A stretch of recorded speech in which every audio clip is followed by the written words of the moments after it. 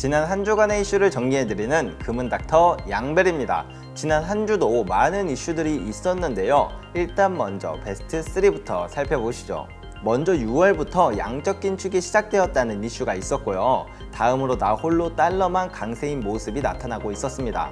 마지막 이슈는 JP모건의 최고 경영자의 발언이 이슈가 되고 있는데요. 그러면 하나씩 자세하게 살펴보도록 하겠습니다. 먼저 첫 번째 이슈로 지난 5월 FOMC 회의에서 6월부터 양적 긴축을 시작하겠다고 발표하였는데요. 6월이 되면서 양적 긴축이 시작되고 시장도 점점 이에 대해 반응하기 시작하였습니다. 여기서 양적 긴축이란 양적 완화의 반대라고 생각하시면 되는데요. 양적 완화는 미국의 중앙은행이 시중에 있는 채권을 직접 매입해 줌으로써 돈을 마구마구 뿌려주는 정책입니다. 이와 반대로 양적 긴축은 중앙은행이 갖고 있는 채권을 시장에 내다 팔면서 돈을 거두는 정책으로 상당히 긴축적인 정책입니다. 앞으로 연준은 3개월 동안 매달 475억 달러에 달하는 국채와 모기지 증권을 줄여나갈 건데요. 만기가 되는 국채를 연장하지 않고 돈을 상환받는 방식으로 보유한 국채를 점점 줄여나가게 됩니다. 그래서 만기가 끝나는 국채는 6월 중순 정도는 되어야 나오기 때문에 아직까지는 직접 진행된 것은 없습니다. 하지만 시장은 이미 반응하고 있는데요. 이에 대해서는 바로 다음 이슈를 다루면서 같이 말씀드리도록 하겠습니다. 두 번째 이슈는 나 홀로 달러 강세에 대한 내용인데요. 먼저 투자 시장을 살펴볼 텐데요. 주식시장과 암호화폐 시장을 보면요. 미국 대표 주가 지수인 S&P 500 지수와 암호화폐의 대표인 비트코인 모두 지난 한 주간 횡보를 하며 보합세를 유지하였습니다. 다음으로 원자재 시장을 보기 위해서 금과 원유를 보면요. 금과 원유도 마찬가지로 지난 한 주간 가격이 횡보하며 보합세로 마무리하였다는 것을 알 수 있습니다. 그리고 다음으로 채권 시장을 살펴볼 텐데요. 지난 한 주간 한국과 미국의 10년물 국채금리가 계속 상승하였습니다. 국채금리가 상승한다는 것은 국채 가격이 하락했다는 것과 같은 말인데요.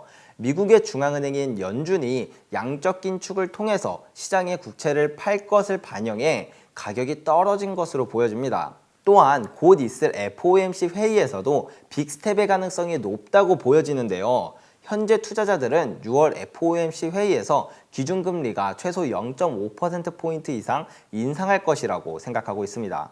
그렇기 때문에 채권 가격이 더욱더 하락할 수밖에 없었던 것이 아닌가 싶습니다. 그리고 마지막으로 외환시장을 살펴보면요. 달러 지수는 지난 한 주간 나홀로 상승을 지속하는 모습을 보여주었습니다. 그래서 원달러 환율도 마찬가지로 지난 한 주간 상당한 상승이 있었죠. 즉 지난 한 주는 곧 있을 FOMC 회의의 눈치를 살피며 보합세를 유지하였고 강한 긴축의 가능성을 염두한 투자자들이 달러로 몰리며 나홀로 달러 강세의 모습이 나온 것으로 보여집니다. 이제 마지막 이슈인데요. JP모건의 최고 경영자 제이미 다이먼은 우크라이나 전쟁과 연준의 긴축 전쟁으로 경제적 허리케인이 우리에게 다가오고 있다고 말했습니다. 이 허리케인은 작은 규모일지 큰 규모일지는 모르겠지만 마음의 준비를 하는 게 좋다고 덧붙였는데요. 우크라이나 전쟁으로 인해 각종 에너지 가격이 폭등하고 있고 또한 이제는 식량 문제까지도 발생하면서 극심한 인플레이션에 시달리고 있습니다. 이 때문에 각국의 중앙은행들은 금리 인상과 양적 긴축 등 다양한 긴축 정책을 펼치고 있는데요.